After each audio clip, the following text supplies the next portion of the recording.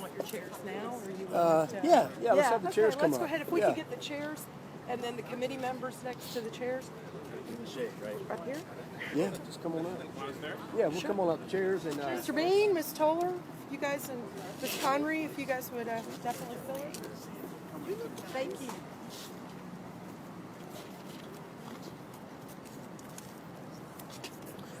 Well, good morning.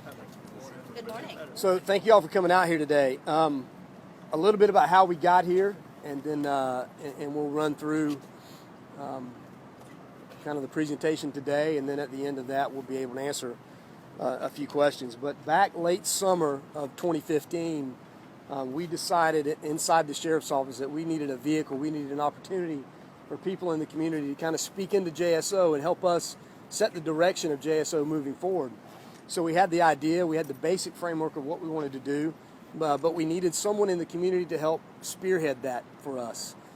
And through a lot of discussion and really somebody who came up as number one on the list was Tim Cost, president of JU. So we reached out to President Cost, and really before I got the asked, he agreed that he would help and has done that and done a terrific job.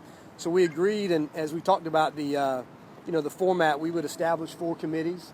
Those committees would look at JSO in the area of transparency, community engagement, resources, and how we train our police officers. So in doing that, we decided 4 task forces would be the way to go, and that we would establish these 4 task forces with members in the community. Not with law enforcement officials, not with people from JSO, but people from within our community who had an interest in policing in Jacksonville. So again, very excited about the opportunity to build that. I couldn't wait to see what the committees look like. I can tell you that the only 3 things I told President Cost were, number 1, committees had to be diverse, and we were able to do that in building out the committees. Number 2, we needed to operate in the sunshine. Everything we did, every document we handed out at the committees had to be able, to be available to anyone who wanted to see it, and we accomplished that through our website at JAXSHERIFF.org, through a portal called the Sheriff Strategic Initiative, where we put those documents online again for people who never went to a committee meeting could follow along and see what was happening and what was being discussed at those meetings.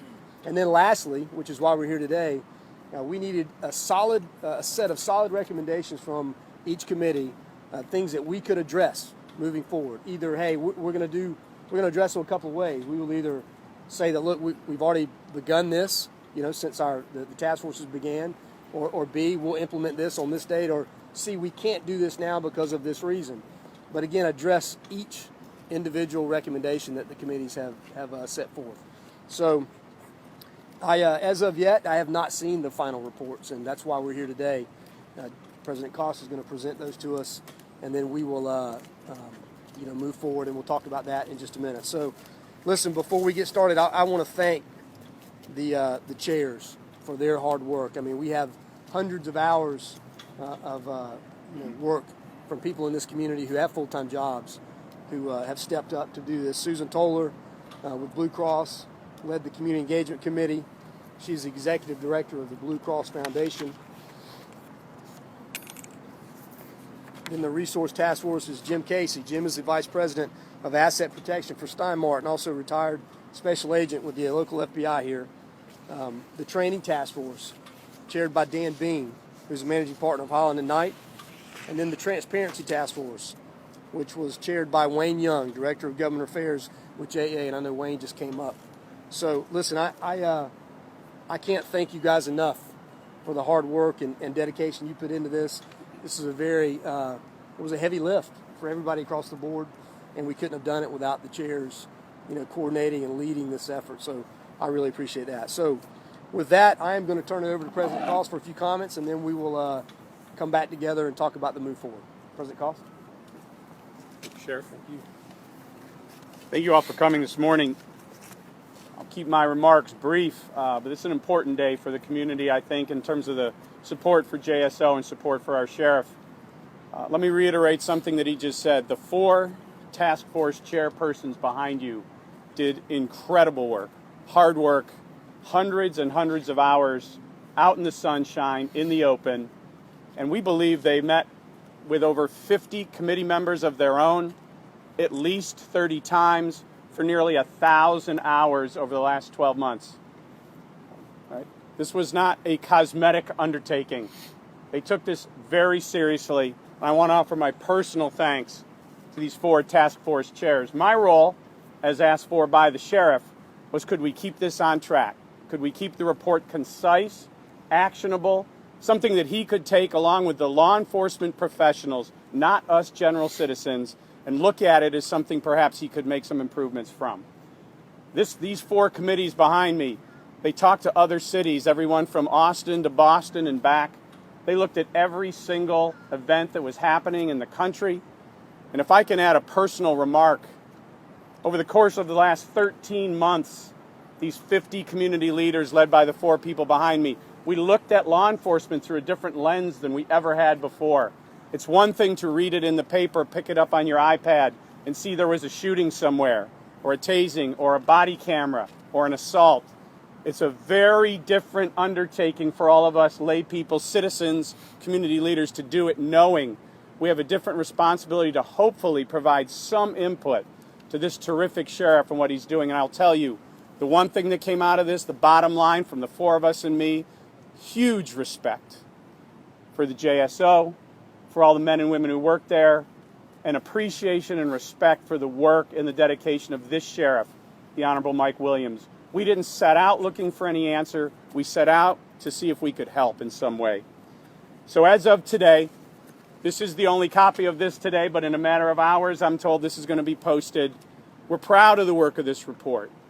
On behalf of the dozens and dozens of committee members who did this, these 4 terrific chairs, it's my honor to present to our Sheriff, the Honorable Mike Williams, our final strategic initiative report. Sheriff? Thank you. All yours, sir.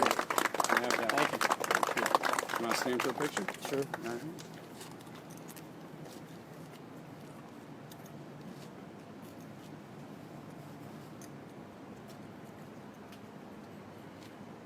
Thank you, Sheriff. Good deal. Thank you. So again, thanks to the chairs, thanks to President Koss for all the work that was put into this document that we just received. Now the obvious question to move forward. So here's the plan moving forward. We will take this document, and again, I haven't seen it, so we're going to take some weeks to digest it, look at each recommendation. But as I promised, we will address each and every recommendation in this report, and we will check back with the community. I don't have a timetable as of yet, but I'm thinking late February, early March should give us enough time to do kind of a checkup with the community and be able to answer the questions and answer to these recommendations that were given to us today. So many things in this report.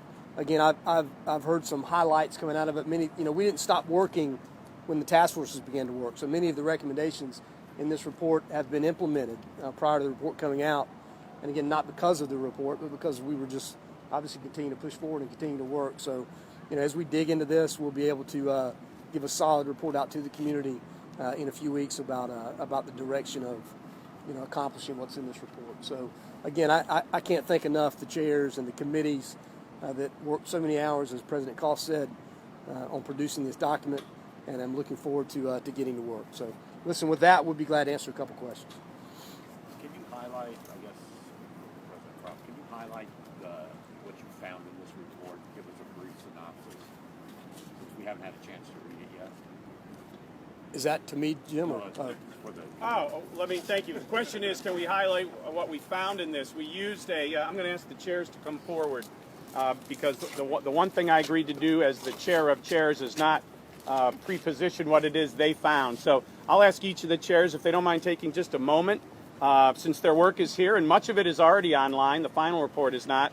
Starting with Susan Toller, and then Wayne Young, and then Dan Bean, and then Jim. If you could just take a moment and step forward and put forward the 1 or 2 things that you found of particular interest. The question on the table is, what did we find? Thank you. We had a very large and diverse committee. We have some of our committee members here today, and I really want to thank them for their work. We really talked about how both the Sheriff's Office and police officers can demonstrate kind of trust and respect for the community, and vice versa, how that's a two-way street. So we talked about a lot of upfront work, And things that, for example, just happened last week with the town hall that the Jacksonville Jaguars had with Sheriff Williams. Those were the kind of recommendations that we talked about. Having kind of constant communication, police presence in communities when there's not a situation, more to get to know the communities and to really understand where they're coming from and demonstrate mutual respect. Just remind them what committee you have. Wayne Young, Chair of the Transparency Committee, and I'd like to commend Sheriff Williams for undertaking this initiative and thank the members of our very diverse committee for sharing their time and talents to look into what can be done to not bring about transparency at JSO, but to enhance transparency at JSO. And a few of the things that we covered, one of which is body cameras. That's a key topic. That is one of the recommendations that have been put forward, and as Sheriff Williams stated, some of the recommendations may have already been undertaken, not necessarily as a result of the committee's recommendation. However, it may be something that's on a plate for JSO to carry forward. Another area that we looked at, too, is the citizen tree relationship with JSO and things that can be done to enhance the communications process, which does exist, and there's a fantastic network that's in place right now. But once again, it was more of a matter of enhancement versus creating something new. We did reach out to see if there are things that are taking place in other areas of the country that we could bring to Jacksonville, and that, too, we covered in our report. So a synopsis, that's just a few things of what we brought forward. Thank you. This is Daniel Bean. My committee was the training task force. I want to thank all the members of our task force that spent countless hours. I went to the academy, did ride-alongs. We had a great deal of respect after our experiences, and thank you, Sheriff, and your team. Two subcommittees. We looked at what were the leading causes of injuries and what was JSO training to continue to decrease the amount of injuries. And our task force has reported out on that. And the other one, we looked at how quickly JSO can adapt to domestic and foreign events threatening law enforcement. We're very proud to see what JSO does in that realm. It has developed a strategic oversight unit, and our recommendation was to continue to staff that unit, to continue to speed up the information it gets to the field. Yesterday, 4 officers were shot. 2 have died.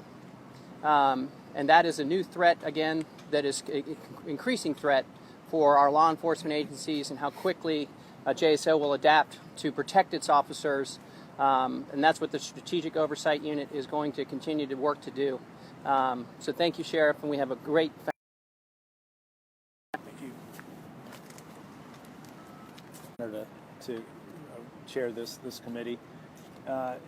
One of the things that we looked at was really the unique nature of Jacksonville, the city-county consolidation, and what a really large area that the sheriff is responsible for policing, almost unique in the United States. And how do you accomplish that mission with the officers that he has? I was talking at the breakfast table with my wife this morning about the 4 officers that were shot, and she says, well, can't they just double up? In a city like Jacksonville, it's impossible. 45 minutes to get from one end of the county to the other. It's just a large mass of area and population. So we primarily looked at how do we police this area? How does Sheriff Williams utilize the resources he has, and more importantly, can he get more resources? We were, interestingly enough, meeting during the time when the amendment to extend the sales tax came along. We strongly supported that as a first step to kind of stabilize the pension, and we believe that maybe even taking it a step further. So thank you again, Sheriff. Thank you. The one additional comment I will make, if you take a look at this report and you understand that this is 50-plus smart, dedicated community leaders working for 1,000 hours for 13 months, one of our goals, and I give these 4 great credit, was could we produce something that the sheriff could look at in a way, and the whole citizenry could look at. Could we boil it down? Could we tighten it to some key messages? So we agreed upon a common template. What is it that the challenge was? What is it that the recommendations were? What is it were the assets that we had? What were things for consideration? And we think we've created something digestible enough that hopefully it's of great value to the sheriff. Thank you. Good deal. Thank you. You know, I read somewhere recently it said law enforcement is probably one of the most visible professions in the country and probably one of the least understood professions in the country. So I can't tell you the appreciation I have all of these men and women who stepped up to try to understand what it is that we do, and then offer a perspective that really we don't have. And so it's, we've got to continue to look for opportunities for our community to weigh in and share their perspective with us. So, anything else? Sheriff, what do you hope to see come February, March? What do you hope those whatever number of pages will present to you that you can implement? Well, I tell you what. So what I'd hope to see are some ideas in here that we haven't thought of yet. That's really what I'd hope to see. Something new that we can implement that again will help us improve our agency. So again, with the group of people that the chairs you see standing behind me, the group of people that worked on this, I'm sure we'll have some of that in there. The cost to taxpayers here? For Any idea for the program, the initiative? This initiative hasn't cost anybody anything as of yet. So, as we dig into the recommendation, there may be some cost associated with some of the recommendations, but we'll address that, when the time comes. And if it's something that, again, we feel like is beneficial and the timetable is right, then you'll see that appear in the budget, the budget request as they move forward. Was there any discussion on the Citizens Review Board? That was a big campaign issue. Did any of the task force take that up? They may have. I'm not sure. Again, I haven't read. Yeah. So it's in there. What was there one that came up? Sheriff, it's all right. Wayne, Yes. you want to comment on that? Did they decide, or are you recommending that or not? That did fall under the purview of the Transparency Committee, and there is a recommendation with respect to steps to take forward. When speaking of, and this was a learning process for many of us, and a lot of information was brought about through tremendous research by the committee, that there are different forms of citizenry review boards. And which one will fit what particular area or area of the country is depending upon what's needed. So yes, we did tremendous research. There are some recommendations here to, with respect to a citizenry review board. But again, there are different tiers, so that will be looked at as part of the process, and it'll be up to the sheriff's office to make a decision as to what course of action should be taken going forward. Can you summarize what those were? They range from, well, it's a varied number, and I'll give you a range of what type of committees do exist. There are those that are just serving in an observatory capacity, period, that's it, and then report out. And then there are those that are integrated into the process to a certain degree. And once again, that degree is tiered. And then they have certain amount of duties and responsibilities associated with being part of that review board. So it's a large spectrum of different types of boards that could exist or committees that could exist. Do you think a board should exist some type? Well, I mean, is that the recommendation to either on speaking on behalf of the committee and our resort and our report, there is a recommendation that the Jacksonville Sheriff's Office take a look at the different aspects of the committees and which one would best fit the Jacksonville community. So did your committee look at the fact that 88% of African Americans in Jacksonville don't trust the police to treat them fairly? Or any committee look at that? With respect to transparency, we looked at the overall view of transparency for the city of Jacksonville, what's being done now, what can be done better, and what will enhance that trustworthiness. Trustworthiness as a specific component is a part of transparency. Were you we looked aware at of that fact, that 88% don't trust the police to treat them fairly? I was aware of statistics of that sort. Thank you. What were the recommendations as far as body cameras go, in summary? That a pilot program be established for body cameras. So that kind of goes with what we've been saying all along. Yes. So there's a gentleman that was in. Yeah, and recommendations on the Citizen Review Board, anything specific to police-involved shootings? With the Citizen Review Board, the board is focused, the boards that we saw and the different areas are focused on a broad spectrum and an inclusive spectrum of actions taken by police. And yes, police-involved shootings was a part of that. Anybody else? Sheriff Williams, could you give an update on the body camera pilot program? Sure. Yeah. So we there has been a thank you, Wayne. There has been a lot of work done, obviously up to this point, and we're still on track for a springtime pilot program for the body cameras. So we've done again, a lot of work in terms of our IT infrastructure a lot of the things that people don't think about. It goes way beyond buying a camera and hanging on a police officer. So we've again dealt with public records issues, what that's going to look like for us. The state law has been state law issues that we had, the privacy issues have been addressed by the legislature. That's been a good step, a good thing, we believe. So again, we still have work to do, but we are on track for the pilot for the spring. There were a number of changes made to Brian Reed Sheriff with in transparency, i.e. police reports not being made available to blotter to the media. Also concerning police scanners in newsrooms. Was that anything that was ever discussed by any of the committees of bringing some of those things back? Well, let me say this before. So this report will be online here in a couple hours. So you can, I don't know the answer to that Right. question, but that's why we're asking now while yeah, you're here to get I would just response. wait till it comes out, and then there are all those questions about what is in the report can be answered. Anything else? Mr. Bean brought this up. More officers ambushed, 2 killed. First of all, as the sheriff, I mean, what's that like to read the newspaper and see that? And then what do you talk to your officers about? And I'm sure the chair of the training committee can maybe weigh in there a little bit. So, so we talk about 4 this weekend. I think if you go back in the last, we're approaching 20 officers killed in the line of duty 3 weeks. And my timetable may be off a little bit, but not by much. And so we are constantly talking to officers about doing all the things that they're supposed to do, that we teach them to do in the police academy. We can, especially in Jacksonville, where we are constantly and have been for years, short-staffed, and guys are working call to call to call. Well, in doing that, sometimes you forget the little things that can keep you safe in a shift.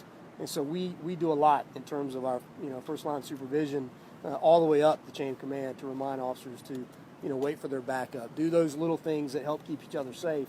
I think as Jim mentioned, people have asked about 2-man cars and that type of thing in Jacksonville. With our current staffing levels, that's an impossibility for us. We can't do that and continue to provide reasonable service, in parts of the community. So we're always going to look, and we are always looking for ways to enhance officer safety. We're going to continue to do that, but it's really about the officers, again, making sure they do all the little things right and looking out for each other. We tell them a lot, take care of your partner and look out for each other. So whatever we can do in terms of equipment and training, we're going to do that. And again, make sure that they are, mindful of the things that can keep them safe during the shift. Is part of the staffing problem due to a lot of resources being allocated to Northwest Jacksonville? We've seen so much violence there just in the last week. No, I mean, we historically have had a staffing issue, and I have to give credit to the mayor for, we've had many, many conversations about, our staffing and where we are relative to the rest of the country with the challenges we have here in Jacksonville. And, he stepped up to the plate to help us with that, and we'll continue to work towards that. It's not an overnight fix. It's not something you can, wave a magic wand and have happen and correct itself. But we're on the right track for getting the resources we need here in this community. Do current police staffing levels leave police too vulnerable in your eyes? I think it's about knowing where you are in staffing levels and, again, preparing people to address that and deal with that. So does that lead to a little bit longer response time? Sure it does.